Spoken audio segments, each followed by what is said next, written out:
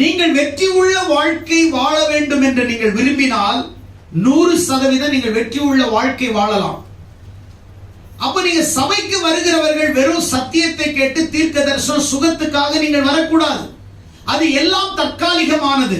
ஆனால் வெற்றி உள்ள வாழ்க்கை என்பது உங்களுக்கு நிரந்தரமான ஒரு வாழ்க்கை.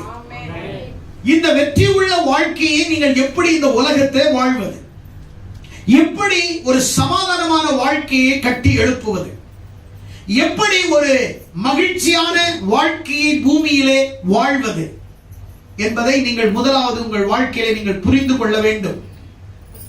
ஜலத்தினாலும் ஆவியினாலும் பிறவாவிட்டால் தேவனுடைய ராஜ்யத்தில் பிரவேசிக்க முடியாது என்று வேதம் சொல்லுகிறது. அப்படியானால் ஜலத்தினாலும் ஆவியினாலும் பிறவாவிட்டால் என்றால் என்ன? ஜலம் என்பது தண்ணீரில் எடுக்கிற ஞான ஸ்நானம்.